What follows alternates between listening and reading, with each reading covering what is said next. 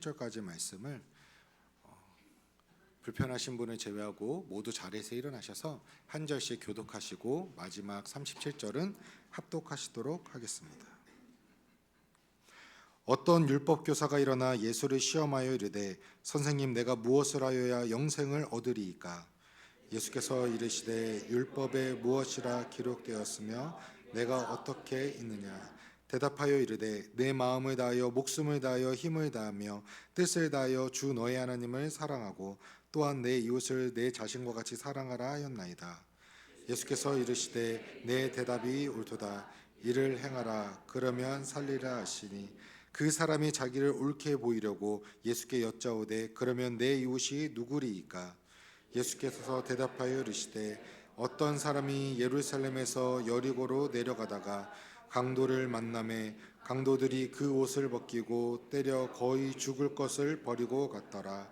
마침 한 제사장이 그 길로 내려가다가 그를 보고 피하여 지나가고 또 이와 같이 한 레위인도 그곳에 이르러 그를 보고 피하여 지나가되 어떤 사마리아 사람은 여행하는 중 거기 이르러 그를 보고 불쌍히 여겨 가까이 와서 그 기름과 그를 사랑으로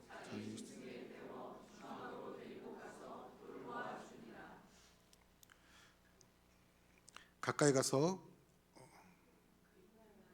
그 이튿날 그가 주막 주인에게 데나리온 둘이 내어주며 이르되 이 사람을 돌보아 주라. 비용이 더 들면 내가 돌아올 때에 갚으리라 하였으니 내 생각에는 이 세 사람 중에 누가 강도 만난 자의 이웃이 되겠느냐? 합독하시겠습니다. 이르되 자비를 베푼 자니이다. 예수께서 이르시되 가서 너도 이와 같이 하라 하시리라. 아멘. 이 시간 총신대 실천대학원 실천신학교수로 재직 중이신 주종훈 목사님께서 나오셔서 그리스도의 사랑과 교회라는 제목으로 귀한 말씀 전해주시겠습니다. 우리 목사님 나오실 때 환영과 축복의 박수 부탁드리겠습니다.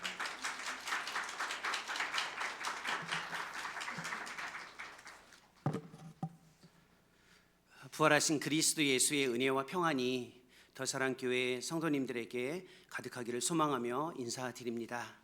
함께 기도하고 주의 말씀 듣겠습니다.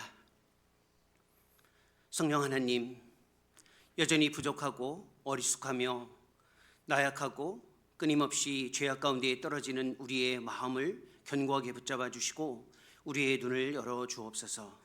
진리이신 그리스도를 주의 말씀을 통해 다시 새롭게 바라보며 만나게 하시고 우리의 삶이 아버지의 영광에 이를 수 있도록 우리 자신과 교회의 주인이 되어 주옵소서. 예수님의 이름으로 기도합니다. 아멘. 우리가 믿는 신앙은 변함없이 믿음의 대상이신 그리스도와의 관계를 구축하는 과정과 방식입니다. 그리스도와의 관계를 구축하는 가장 중요한 지향점은 그리스도와 함께, 즉 그리스도처럼 되는 삶의 모습을 우리 가운데에 드러내는 것입니다. 주님과 깊은 관계를 구축하는 것은 그 관계를 통해 그 대상인 그리스도와 닮아가는 것이 없다면 그 관계는 위선적이고 거짓되며 사실상 의미 없는 종교 생활에 그칠 수 있습니다. 그리스도와 함께하는 이 관계 구축의 신앙에서 가장 중요한 것은 좋은 질문을 갖는 것입니다. 저는 목사님께서 설명하신 대로, 소개하신 대로 학교에서 가르치는 사역을 하고 있습니다. 학교에는 두 종류의 학생이 있습니다. 공부를 잘하는 학생과 공부를 잘할 수 있는 학생입니다. 이 두 종류의 학생 중에 공부를 지금 이 시점에서 잘하고 있는 학생들의 특징이 있는데 좋은 질문을 가지고 있습니다. 좋은 질문을 가지고 있는 사람들이 공부를 잘하는데 교회 공동체도 마찬가지입니다. 신앙생활을 잘하는 분들의 특징이 있는데 좋은 질문을 가지고 있습니다. 그분이 질문을 살펴보면 그분이 어떻게 신앙생활하는지 알 수 있을 정도로 질문은 중요합니다. 그래서 사실 제가 질문을 종종 하게 되기도 하고 질문을 하는 경우에 부담스러울 수는 있지만 그 질문을 받아주시기만 하면 된다라는 말씀을 좀 드리고 싶습니다. 제가 여기 계신 분 중에 이름을 알고 있는 분이 많지는 않습니다. 목회자분들 소수 외에 딱 알고 있는 분이 있다면 김종범 집사님 외에는 이름을 알고 있는 분이 없습니다. 그래서 김 집사님께 물어볼 수 있겠죠. 집사님, 하지만 답변을 하지 않으셔도 괜찮습니다. 집사님이 가지고 계신 신앙의 질문은 무엇입니까? 그 질문이 아주 선명하다면 그리스도를 믿고 따르는 아주 신앙생활은 견고해질 수 있습니다. 오늘 본문에 나와 있는 어떤 율법 교사는 정말로 중요한 질문을 가지고 있었습니다. 예수님을 향해서 던진 질문이 무엇인가요? 25절에 이렇게 이야기합니다. 물론 동기는 예수를 시험하여 이렇게 주어지지만 이런 질문입니다. 내가 무엇을 하여야 영생을 얻으리까? 라는 질문입니다. 이보다 더 중요한 질문이 있을까요? 신앙생활하는데 내가 가지고 있는 질문이 영생, 구원, 그리스도 안에서 풍요로운 삶을 살아가겠다라는 이 질문을 갖는 것은 가장 중요한 질문입니다. 그래서 좋은 질문을 갖는 것이 신앙의 출발인데 또 하나 중요한 것이 있습니다. 성경에 근거한 자기 자신의 삶을 살아내는 것입니다. 그래서 예수님이 묻습니다. 다시 반문을 하는데 성경에는 무엇이라고, 즉 율법에는 무엇이라고 하더냐라고 이야기했습니다. 우리의 신앙이 건강해지려면 좋은 질문을 갖는 것과 동시에 하나님의 말씀, 그 성경에 근거한 삶의 확증, 그리고 성경에 근거한 답을 갖는 것입니다. 이 율법 교사는 성경, 즉 율법에 근거한 답을 명확하게 제시합니다. 좋은 질문 앞에 성경에 근거한 가장 확실한 답은 우리가 함께 읽었던 27절 말씀에 있습니다. 너무나도 중요한데, 너무나도 익숙한데, 너무나도 깊이 있는 말씀이고 우리의 삶에서 다시 회복해야 할 말씀인데 같이 한번 한 목소리로 읽어보자고 제안해도 괜찮을까요? 네, 그러면 27절은 같이 한번 읽어보겠습니다. 대답하여 이르되 내 마음을 다하며 목숨을 다하며 힘을 다하며 뜻을 다하여 주 너희 하나님을 사랑하고 또한 내 이웃을 내 자신같이 사랑하라 하였나이다. 이 아주 성경 전체를 관통하는 하나의 답입니다. 하나님을 사랑하고 이웃을 사랑하는 것, 이 답이 주어졌을 때 예수님께서 28절에 네 대답이 옳도다라고 인정했습니다. 무슨 뜻일까요? 영생은 구원이고 구원은 영생인데 우리 시대로 말하면 이건 풍요로운 삶이라는 뜻입니다. 풍요로운 삶이 어떻게 이루어지냐면 사랑이라는 관계의 방식에서 이루어진다는 겁니다.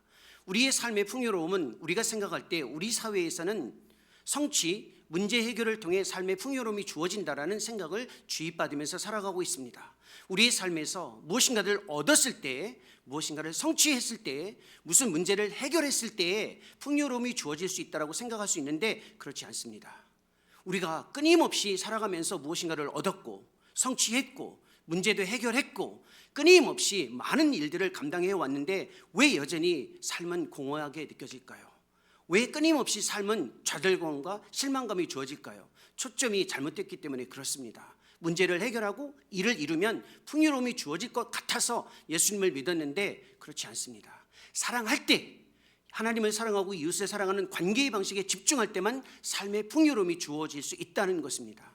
내 삶의 풍요로움을 얻기 위해서 내가 무엇인가를 얻기 위해 집중하는 것이 아니라 얼마나 사랑하고 있는가, 얼마나 관계의 방식에 집중하고 있는가, 이걸 생각해 보라는 것입니다. 그래서 예수님이 이 답변을 옳다라고 인정했습니다. 우리에게 필요한 것이 있죠. 관계의 방식에 집중해서 사랑하는 것입니다.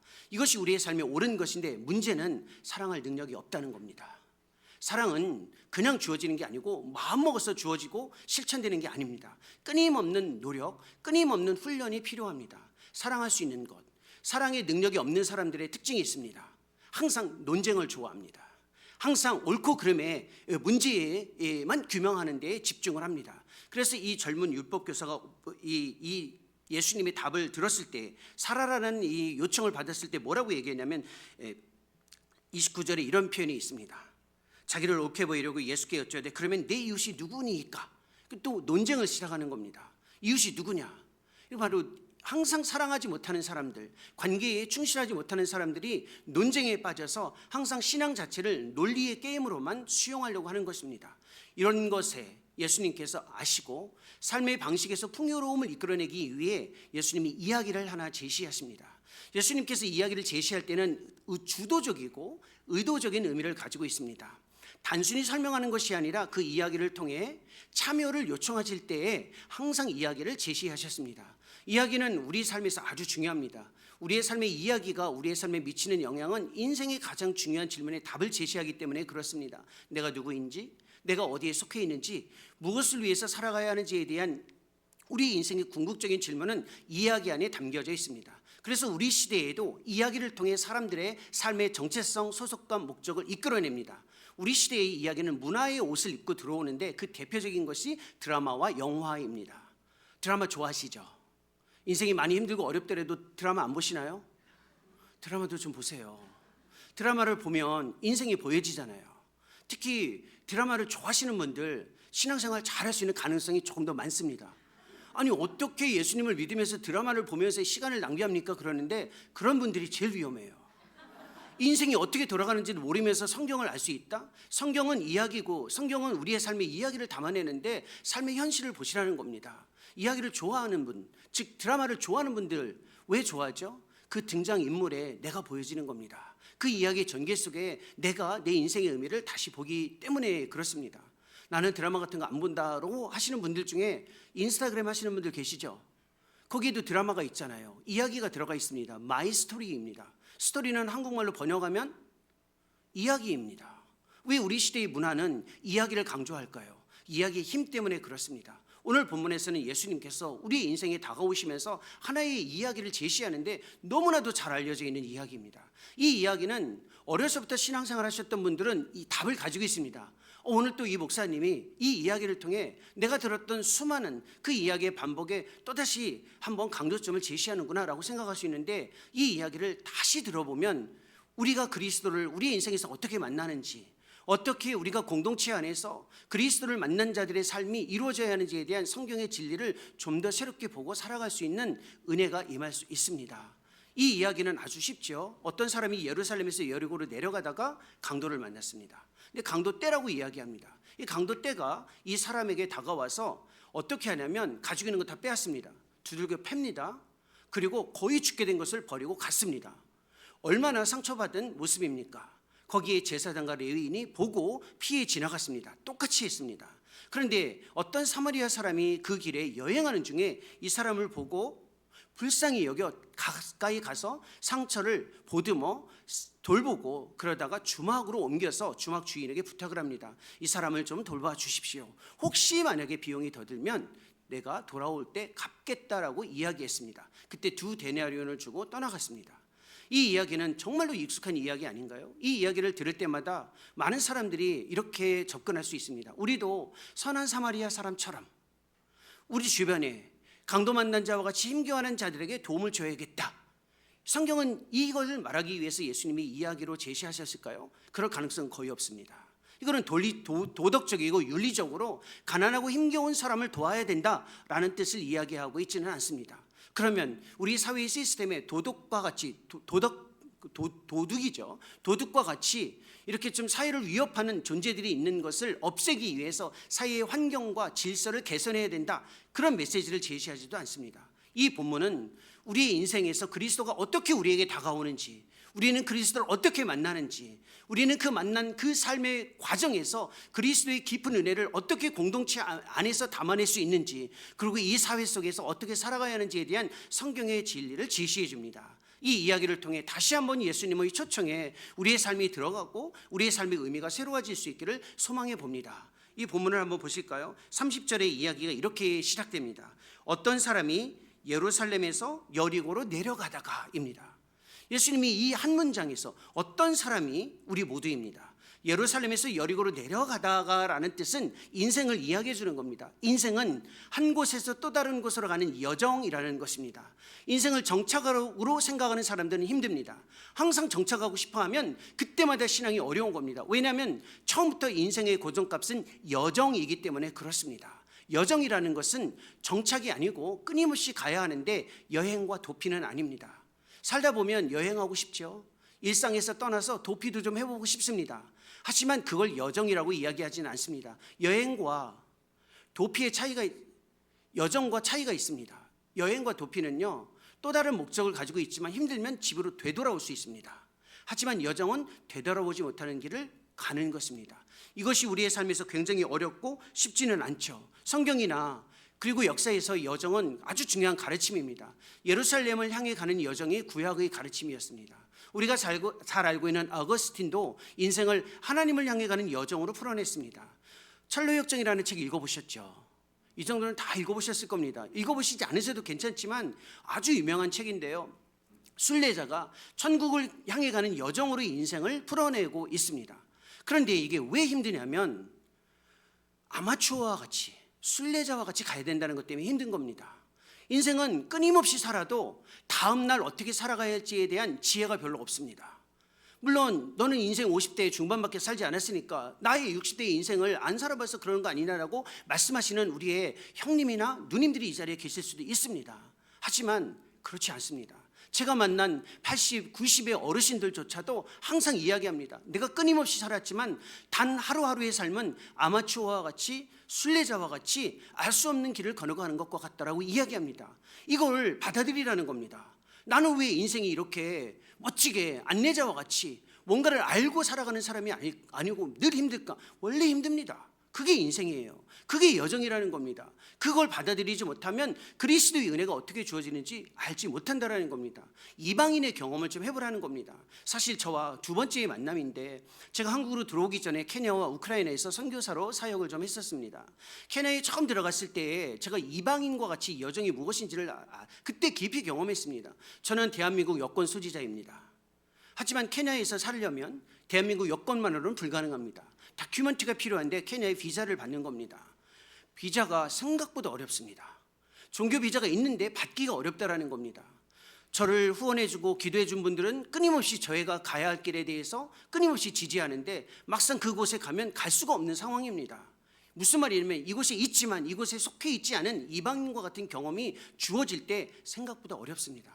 어쩌면 우리가 지금 인생 2026년 새롭게 결단하고 다짐하고 주의 은혜를 구하면서 시작했는데 여전히 이방인과 같을 수 있습니다. 내가 여기 있지만 여기 속한 것 같지 않고 내가 이 땅에서 살아가지만 늘 항상 불안해하고 그 자체가 하나님이 정한 인생값이라는 것을 우리가 먼저 받아들이는 겁니다. 너무 억울할 수 있죠. 너무 섭섭할 수 있죠. 하지만 그것이 인생의 출발이고 예수님이 지금 예루살렘에서 여리고로 가는 것과 같은 인생을 제시하는 겁니다. 그런데 인생을 여정으로 받아들인 다음에 해야 될 것이 있는데 인생에 대한 분명한 이해를 갖는 겁니다. 그게 우리로 하여금 힘겨운 건데 그게 바로 예측 불가능성을 인정하는 겁니다. 질문을 한번 해볼까요? 이쯤 되면 질문을 할 시간이 됐잖아요. 그 질문을 들어주시기만 하면 되는데 이 사람이 이 길을 가다가 강도를 만났거든요.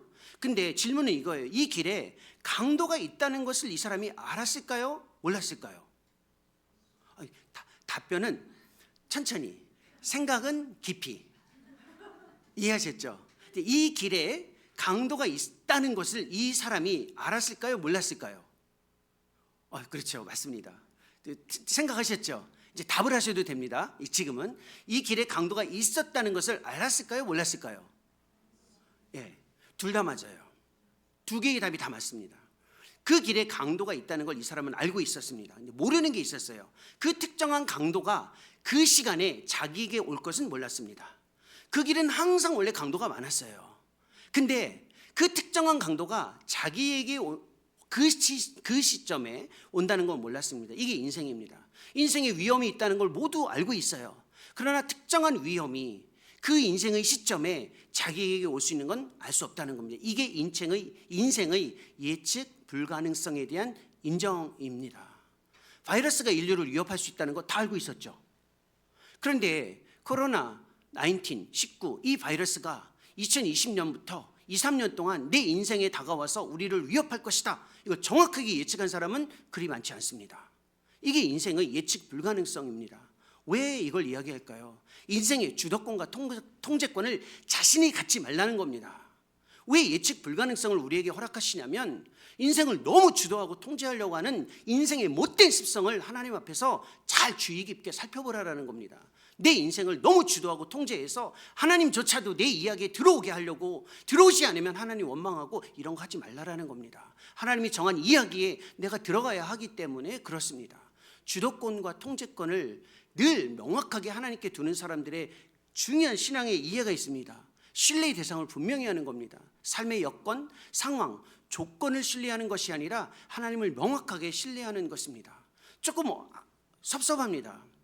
통제하고 싶고 예측하고 싶은데 그런 것이 주어지지 않을 때 섭섭한데 이게 인생의 유익입니다. 영적인 유익이거든요. 작은 것조차도 통제하거나 주도하거나 예측할 수 없을 때 주어지는 영적인 유익이 무엇인가요? 내가 통제할 수 없고 주도할 수 없어요. 내가 예측할 수 없어요. 그때 주어지는 영적인 유익이 뭐죠? 하나님을 가까이 의존한다라는 겁니다. 내가 총통제하고 주도하고 예측할 수 있으면 하나님을 의존하기가 어렵습니다.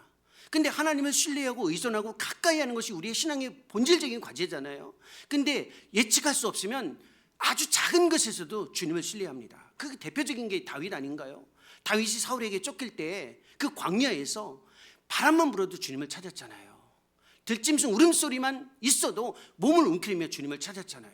저도 인생에서 이 경험을 아주 조금 해본 적이 있습니다. 제가 케냐 처음 들어갔는데 물도 안 나오고 뭐 전기도 시시때때로 막 끊어지는 겁니다. 아니 전기가 끊어지면 저녁 때 일을 할 수가 없어요. 물이 안 나오면 씻을 수가 없습니다. 한번 여러분들이 우리의 삶에서 전기가 예측도 없이 단전되고 물이 광고도 안 하고 공고도 안 하고 딱 끊어지면 어떻게 하시겠어요? 여기 무슨 구예요? 여기가 구, 예? 분당구예요? 분당구 구청에 막 연락하지 않을까요? 왜 이게 무슨 전기가 왜 끊어집니까? 왜 물이 왜 단수됩니까? 막 관리사무실 막 전화하고 그러실 거 아니에요. 그렇죠? 그걸 할 수가 없어요. 제가 케냐에서 한국과 미국이라는 시스템이 잘 되어 있는 나라에서 그렇게 살다가 너무 힘든 겁니다. 갑자기 전기가 나가요. 갑자기 물이 안 나와요. 일주일에 한두 번밖에 씻을 수가 없는 겁니다. 그때 제가 얼마나 불평하고 짜증을 내고 그랬는지 모르는데 그때 주님이 가르쳐준 교훈이 있어요. 야, 너 인생에서 굵직굵직한 사건이 아니라 이 작은 것조차 예측할 수 없을 때 너 뭐 하고 있냐 지금. 짜증내고 불평하고. 잘 생각해봐라. 네가 뭘 할 수 있는지. 했더니 주님을 의지하는 거예요. 바람만 불어도 주님을 찾아요. 아니 길거리 가다가 바람만 불어도 주님 이런 분 계세요? 길거리 가다가 갑자기 뭔가 삶에 아무것도 할 수 없을 때 주님을 간절한 마음으로 일상에서 순간순간 주님을 찾을 수 있느냐는 거예요. 그러니까 예측할 수 없는 게 많지 않으면 그만큼 주님을 신뢰하는 그 의존의 유익이 더 주어진다라는 겁니다. 그러니까 우리의 삶에서 뭔가 예측할 수 없고 뭔가 항상 안정적이지 않고 통제할 수 없는 것, 이걸 불편해하기보다는 주님을 가까이 하라는 사인으로 받아들이라는 겁니다. 여기서 끝나지 않아요. 인생의 여정에서 예측할 수 없는 상황에서 그리스도의 은혜를 접하기 위해서 우리가 해야 할 진짜 중요한 과제가 하나 더 주어지는데 본문에 있습니다. 30절, 이 한 구절에 인생을 보여주는 내용이 너무나도 많이 담겨져 있는데 30절, 이건 중요하고 또 좀 생각을 해야 되니까 제가 읽고 눈으로 좀 보시고 귀로 들으시면 됩니다. 이런 표현이 있습니다. 강도를 만남에 복수로 바로 바뀌어요. 강도들이 옷을 벗기고 때려서 거의 죽은 것을 버렸더라라고 되어 있습니다. 이 모습이에요. 한번 생각해 보세요. 옷을 벗겼다라는 말은 그 당시의 옷은 재산이에요. 그러니까 단순히 그냥 옷을 벗겼다 이 문자적인 뜻이 아니고 가지고 있는 것을 빼앗겼다, 빼앗아 갔다라는 겁니다. 그 다음에 때렸죠. 두들겨 맞아서 상처받은 거예요. 그 다음에 거의 죽은 것, 소외된 단절된 모습에 갇혀 있는 겁니다. 이 모습을 생각해 보세요. 재산의 문제로 지금 힘들고 상처받은 것 때문에 힘들고 외로움에 절절매는 모습으로 갇혀져 있는 모습, 누구인가요?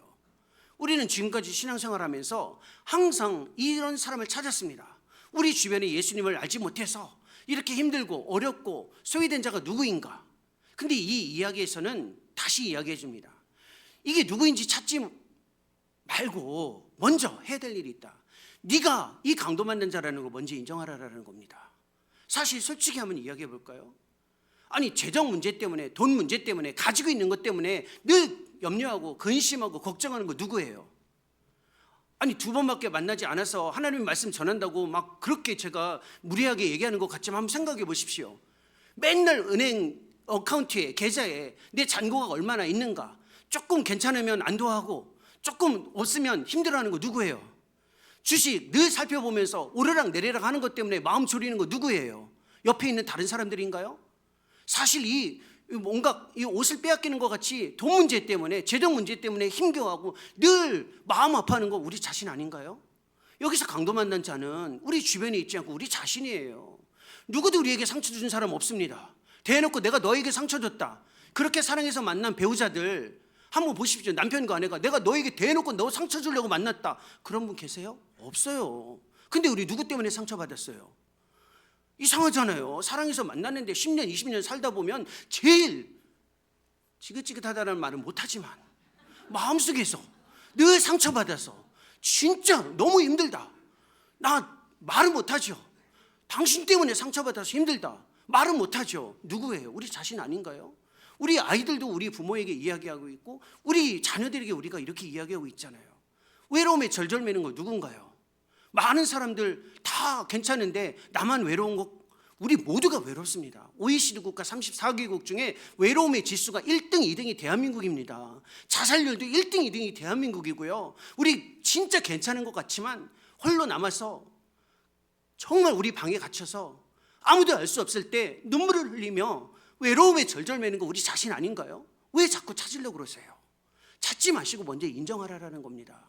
우리 자신이 돈 때문에 힘들고 상처받아서 힘들고 외로움에 절절매는 것이다. 이걸 먼저 인정하라는 거예요. 이걸 못하면 주님을 만날 수가 없어요. 왜 그런 줄 아세요? 신앙에 오해가 주어지기 때문에 그렇습니다. 우리의 신앙에 가장 큰 오해가 이거예요. 내가 좀 괜찮아야 주님이 나를 만나 주시겠지. 내가 좀 괜찮아야 주님이 나에게 오시겠지. 그럼 언제 만나려고요? 죽을 때까지 우리는 괜찮아질 수가 없어요.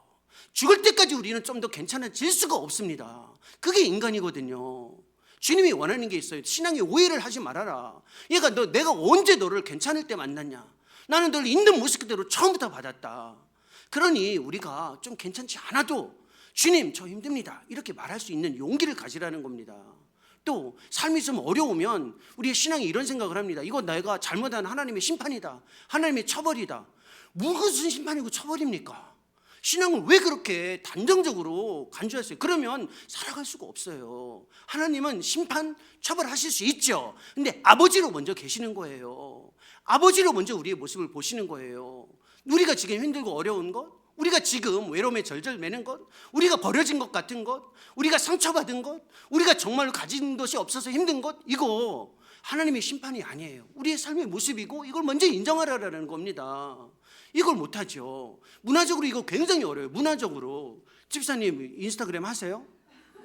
이제 제가 해도 돼요. 괜찮아요. 해도 되는데 왜 그러냐? 우리 시대에 인스타그램 진짜 많이 하시거든요. 나이 드신 분들이야 페이스북 좀 하지만 젊은 분들 다 인스타그램 해요. 근데 인스타그램 하면 거기에 보십시오. 마이 스토리에 내가 누구인지를 올릴 때 있는 모습 그대로 적나라하게 뭐 널브러지는 거 올리세요? 아니에요. 나 점심 때 이거 먹었다. 나 여기 주말에 갔다 왔다. 나 이거 보여주고 싶다. 이런 것만 다 보여주잖아요. 그거 괜찮은 거예요. 편집된 괜찮은 모습만 늘 보여주는 게 익숙하니까 있는 모습 그대로를 정직하게 고백하는 게 너무 힘든 문화 속에서 살아가죠. 진짜 어줍잖은 5년 반의 짧은 기간 동안 캐네이에 있으면서 그거 뭐 평생 이야기하려고 갔던 건 아닌데요. 그래도 생각나는 거 진짜 잊을 수가 없습니다. 처음 갔는데 그 케냐 사람들 기도를 얼마나 열심히 잘하는지 모릅니다. 진짜 기도 열심히 해요. 뭐 통성기도 한국교회보다 더 열심히 합니다. 이렇게 기도해요. 하나님 신실하십니다. 전능하십니다. 능력이 많으십니다. 위대하십니다. 그 기도 소리 들으면 저 같은 사람은 초라해서 진짜 내가 왜 선교사인가? 이런 생각이 들립니다. 근데 기도를 물론 같이 기도하면서 기도를 듣는데요. 기도에 빠져있는 내용이 있어요. 마실 물이 없습니다. 빵이 없습니다. 이 소리를 안 해요. 눈 뜨고 봐도 정말 힘겨운데 정말 어려운 사람들이 그렇게 많은데 그렇게 기도를 안 하는 거예요. 왜 힘들다 소리 안 하냐? 그래서 제가 케냐 친구에게 물어봤습니다. 야, 너네 기도할 때 왜 이거 힘들다 소리 안 하냐 그랬더니 야, 그런 거 말하면 믿음이 없는 거야. 그런 거 말하면 믿음이 없는 거야. 하나님의 능력을 얘기해야지. 우리가 힘든 걸 왜 얘기해? 그때 제가 느꼈습니다. 이게 우리의 신학이구나. 이게 우리의 신앙이구나. 이렇게 하지 말라라는 겁니다. 정직하게 자기 스스로의 모습을 먼저 불평할 수 있는 사람이 하나님을 아버지로 명확하게 이해하고 있는 거예요. 그 관계가 없는 사람들은 간구만 해요. 도와달라고 하기 전에 먼저 이야기해야 돼요. 주님, 저는 힘듭니다. 이 힘들다 소리를 하지 않고 도와달라고 이야기하는 분들이 나중에 가서 또 힘든 겁니다. 이게 바로 이 이야기의 핵심이에요. 네가 강도 만나 상처받은 그 사람이라는 걸 먼저 인정하라. 정직하게 인정할 때 주의 은혜가 임한다라는 겁니다. 이걸 우리가 인정하고 나면 그 다음에 주님이 나를 도우시겠지라는 기대를 할 수 있는데 그때 주의해야 할 게 있습니다. 그래서 이 이야기의 전개에 따르면 31절과 32절에 독특한 내용을 예수님이 말씀하십니다. 이렇게 말씀하시죠. 31절입니다. 보십시오. 마침 한 제사장이 그 길로 내려가다가 그를 보고 피하여 지나가고, 그 다음에 그 다음 절에 보면 레위인도 똑같이 했습니다. 그 길을 지나가다가 보고 피해 지나갔어요. 그러니까 제사장과 레위인이 이 강도 맞는 자를 보고 피해 지나갔다라는 말을 두 번 반복해서 씬으로, 장면으로 보여줍니다. 이 이야기거든요. 이 이야기에 우리가 초청받는 겁니다. 무슨 뜻일까요? 우리의 삶을 정직하게 인정하고 난 다음에 해야 될 일이 있어요. 누가 어떤 방법으로 도울지에 대해서 너무 고정하지 말라라는 겁니다. 원래 제사장과 레위인이 하는 일이 뭐죠? 이렇게 강도 만난 자와 같이 상처받은 자들을 돌보는 일을 원래 제사장과 레위인이 하는 거예요. 근데 보고 피해 지나갔죠? 이상하잖아요. 성경 공부 조금만 하신 분들이 이게 진짜 이상한 거예요. 그렇죠? 아니, 성경 공부 조금만 하신 분들이 이게 진짜 이상한 거예요. 왜 제사장과 레위인이 보고, 원래 제사장과 레위인이 해야 될 일이잖아요. 근데 보고 피해 지나갔죠? 이게 이상하잖아요. 이상한데 정당하기도 합니다. 왜냐하면 제사장과 레위인은 부정한 것, 상처만 받은 이런 모습들을 딱 접촉하고 나면 일정 기간 자가격리를 받아서 직무에서 배제됩니다. 이상하죠? 직무를 지도하고 싶어서 지라고 해서 죄송한데 자기들이 해야 될 그 일을 못하는 거예요. 이게 우리가 이런 모습을 예수님으로부터 요청받는 게 무슨 뜻일까요? 우리가 힘들고 어려울 때 항상 이런 습성이 있어요. 저 사람이 이런 방식으로 도와주시면 좋을 것 같아요, 하나님. 이렇게 기도하지 말라라는 겁니다. 하나님, 우리는 힘들면요 다 기도하면서 이렇게 생각해요. 이 상황에 누가 도와줄 수 있다, 이런 식으로 도와주면 진짜 은혜가 될 것이다, 이걸 계산하는데 그걸 계산하지 말라라는 겁니다. 이게 하나님이 원하는 거예요. 그럼 우리를 훈련시키는 걸까요? 아니에요. 은혜 때문에 그렇습니다. 은혜가 뭐죠? 은혜는 내가 정한 방식, 내가 정한 계획, 내가 정한 생각대로 무엇인가를 주어지게 하는 것이 아니라 내 가능성 밖에서 하나님에 의해서 나에게 주어지게 하는 하나님의 다가오심을 받아들이는 게 은혜에 대한 우리의 태도예요. 은혜는 우리의 생각 밖에서 우리를 향한 하나님의 다가오심을 인정하는 경험이 은혜에 참여하는 겁니다. 이게 바로 주님이 우리에게 하시는 말씀이에요. 이때 누가 등장하죠? 한 선한 사마리아 사람이라고 알려져 있는 그냥 사마리아 사람입니다. 보십시오. 33절에 어떤 사마리아 사람입니다. 사마리아 사람이 이제 이 사람에게 다가오는데 이제 어떻게 다가오는지 보십시오. 지금부터 저랑 같이 수능 시험과 같은, 너무 긴장하지 마시고요, 가장 쉬운 관찰 질문을 한번 해보겠습니다. 33절 4절을 제가 읽을 텐데 여기에 바로 이 사마리아 사람의 동작이 몇 개가 나오는지 한번 세어보십시오. 동작입니다. 사마리아 사람의 동작을 한번 세어보십시오. 저는 읽습니다. 그리고 동작만 세보는 거예요. 끝난 다음에 질문이 주어질까요? 안 주어질까요? 당연히 주어지죠. 그러니까 세보라는 겁니다. 제가 읽습니다. 어떤 사마리아 사람은 여행하는 중 거기 이르러 그를 보고 불쌍히 여겨 가까이 가서 기름과 포도주를 그 상처에 붓고 싸매고 자기 짐승에 태워 주막으로 데리고 가서 돌보아 주니라. 동사가 몇 개인가요? 예? 답변하지 않으셔도 된다고 했기 때문에 주저주저 하셔도 되는데 자신 있게 얘기하셔도 괜찮아요. 이건 관찰이거든요. 8개에서 10개 안에 답이 있으면 정답입니다. 8개에서 10개 안에 답이 있다면 8개, 9개, 10개 다 답입니다. 이 사마리아 사람은 제사장과 레위인과는 달리 동작이 굉장히 많습니다. 그렇죠? 이 어마어마한 동작은 다 누구의 모습이냐면 그리스도께서 인생의 여정에서 예측 불가능한 상황 속에서 강도를 만난 것과 같이 상처를 받은 우리에게 보여주시는 모습이에요. 이 사마리아인은 우리 자신이 아니라 그리스도의 모습을 보여주신다는 겁니다. 그리스도께서 우리에게 이렇게 다가오지 않았나요? 인생의 여정에서 늘 힘겨워할 때 상처 만난, 그리고 강도를 만난 것과 같이 힘겨워하는 우리 인생에 이 사마리아인처럼 우리에게 다가오셔서 우리의 삶을 향해 돌보고 감싸고 싸매고 그리고 함께하며 우리를 끊임없이 주님의 회복의 은혜 가운데로 이끄시는 분 아니신가요? 바로 여기 이 사마리아인은 그리스도의 모습을 보여주는 겁니다. 그리스도의 모습이 우리 가운데 어떻게 주어졌나요? 경계를 넘어서서 왔잖아요. 유대인이 사마리아 사람 진짜 가지 않았습니다. 넘어가지 않았어요. 그렇죠? 유대인이 사마리아 사람을 짐승처럼 취급했는데 개처럼 취급했어요. 우리 시대는 개처럼 취급했다라는 말이 통용이 안 됩니다. 왜냐하면 개처럼 취급했다라는 말은 우리 시대는 뭐예요? 반려동물이잖아요. 그러니까 유대인이 사마리아인을 반려동물처럼, 개처럼 취급했다라는 말은 반려동물처럼 아꼈다라는 말로 해석이 되기 때문에 이건 아니에요. 그냥 짐승 취급한 겁니다. 근데 이게 반대예요. 유대인이 사마리아인을 짐승 취급했다면 사마리아인이 유대인에게 갈 수 있는 가능성은 전무해요. 이건 반대잖아요. 유대인이 사마리아인에게 가는 것보다 더 어려운 게 뭐냐면 사마리아 사람이 유대인에게 가는 건 더 어렵습니다. 예수님이 가장 가까이 하기 어려운 우리를 위해, 가장 거룩하시고 온전하신 분이 가장 형편없는 우리를 위해 경계를 넘어서서 오신 거예요. 주님이 우리에게 경계를 넘어서서 오셔서 우리의 삶에 다가오신 겁니다. 주님이 다가가기 가장 어려운 대상이 누구라고 생각하세요?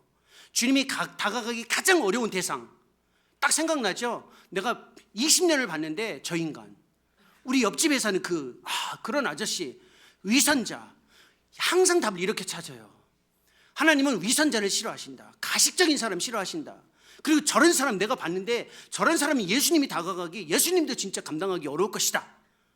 다가가기 제일 어려운 대상이 누군지 아세요? 나 자신이잖아요. 신앙의 답이 이거예요. 예수님이 다가가기 제일 어려운 대상이 누구냐면 나 자신이에요. 나 자신. 이 답을 가지고 있지 못하면 평생의 주님을 만날 수 없습니다. 정말이에요. 예수님은 나에게 경계를 넘어서서 다가오신 거예요. 경계를 넘어서서 다가오셔서 우리를 있는 모습 그대로 상처난 모습으로 보는 게 아니라 하나님이 심어놓은 그 가치를 인정해주고 바라보고 계세요. 그리고 지금은 상처받아서 힘겨워하지만 인생을 과정으로 보고 계세요. 과정으로. 왜 그런 줄 아세요? 끝이 아니에요. 이것이 끝이 아니고 과정으로 보시기 때문에 다가오셔서 우리를 치유하고 회복시키신다는 겁니다.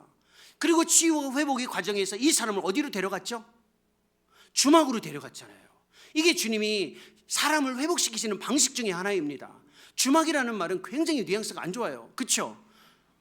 아니 집사님, 제가 봐서는 그냥 형제님 같은데, 젊은 청년 같은데 집사님이라고 하니까 존중은 해드리고, 집사님 주막하면 뉘앙스가 안 좋잖아요. 그렇죠? 일단 뉘앙스가 주막하면 오늘날로 말하면 그 카라오케, 클럽 이런 데처럼 생각이 딱 주어지죠. 그렇죠? 여기서 말하는 주막은 한국어의 번역상 아쉬움이 있는데 원래의 문장, 원래의 단어의 해석된 의미는 이겁니다. 열려진, 모두에게 열려진 환대와 치유, 회복의 장소를 주막이라고 이야기합니다. 이게 주막이에요. 근데 우리를 회복시키실 때 주님이 쓰시는 방식이 있어요. 개인적으로 다가오셔서 끊임없이 돌보시며 우리를 항상 주막으로 옮겨 놓으십니다. 주막이 우리 시대의 교회잖아요. 우리 시대의 교회가 주막이에요. 이게 열려진 환대와 치유, 회복의 장소가 바로 주막, 즉 교회입니다. 주님이 우리를 회복시키실 때 끊임없이 우리를 어디로 데려오시고 회복을 이어가시나요? 교회 공동체잖아요. 이 환대와 치유의 회복의 장소 안에서 주님이 우리를 회복을 지속시켜 나가십니다. 이게 어떻게 이루어지는지는 몰라요. 근데 분명한 게 있어요. 주막 안에 있을 때 회복이 지속된다는 겁니다. 교회 공동체에 떠나고 싶지요. 주님을 개인적으로 만나고 싶지요. 하지만 반드시 주막과 같은 교회 공동체를 떠나서는 주님이 회복을 지속하지 못해요. 이 말은 두 가지 의미가 있습니다. 내가 공동체를 지켜야 된다는 것도 있지만 공동체 안에 있는 모두가 하나님의 회복의 대상이라는 걸 인정하라는 거예요. 온전한 사람은 없잖아요. 함께 있을 때 주님이 회복시켜 나가시는 거예요. 이 일을 지속하라는 거예요. 만약에 인생 살아오면서 조금이라도 주님을 만나셨다면, 조금이라도 주님의 회복을 경험하셨다면 이제 이 이야기 안에서 위치를 바꾸셔야 돼요. 드라마도 마찬가지잖아요. 그렇죠? 어떤 인물로 가다가 나중에는 다른 사람으로 감정이 바뀌어지잖아요. 지금이 바뀔 때입니다. 이제 우리는 주님의 은혜를 회복을 삶에서 경험했다면 주막의 주인으로 이 이야기를 듣는 겁니다. 주막의 주인으로.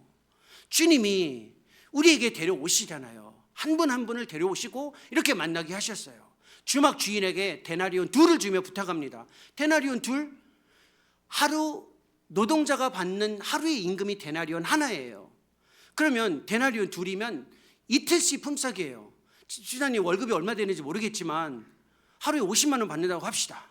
그럼 많아도 200만 원, 100만 원이에요. 얼마 되지 않는 거거든요. 더 사랑교회 우리가 가지고 있는 게 얼마나 됩니까? 대한민국에서 우리가 가지고 있는 물질이 가장 많지도 않잖아요. 주님이 우리에게 기대하는 것이 있어요. 가지고 있는 것으로, 우리가 할 수 있는 것으로 함께 이 주막 공동체에서 환대하고 가치를 인정하고 회복의 의미를 이끌어내기 위해서 같이 노력하자라는 겁니다. 이거 우리가 하지 못하면 주님이 가장 마음 아파하세요. 주님이 부탁했습니다. 힘들고 어렵고 혹시 더 들면 참아라. 내가 되돌아올 때 갚아주리라라고 말씀하셨잖아요. 주님 반드시 오십니다. 주님 반드시 오세요. 주님이 다시 오셔서 더사랑교회를 통해 주님이 하셨던 그 위대한 일을 요청받고 참여했을 때 힘겹고 어려운 날 내가 너에게 되갚아주겠다라는 그 약속을 우리에게 주시는 겁니다. 그 마음의 확증을 받아서 주님이 주신 은혜를 힘입고 살아내며 그리스도 예수의 풍성한 은혜를 이 교회 공동체에서 지속해 나갈 수 있기를 소망합니다. 기도하겠습니다. 살아계신 하나님 아버지, 우리의 인생의 여정에서 예측할 수 없는 상황은 끊임없이 주어지고 우리의 삶이 강도 만난 자와 같이 상처를 받아 힘겹고 어렵지만 주께서 정하신 뜻을 따라 우리 스스로의 계획대로 주님을 요청하지 않고 주의 다가오심을 마치 사마리아인이 유대인에게 다가와듯이 우리에게 다가오시는 경계를 넘어 다가오시고 보여지는 모습대로 판단하지 않으시고 우리 인생을 과정으로 바라보시며 주막과 같은 이 아름다운 공동체에서 우리를 회복시켜 나가시는 은혜를 확증합니다. 이 안에서 흔들림 없이 살아내고 주님을 더욱더 기쁨으로 섬길 수 있는 아름다운 공동체가 될 수 있도록 은혜를 베풀어 주옵소서. 예수님의 이름으로 기도합니다.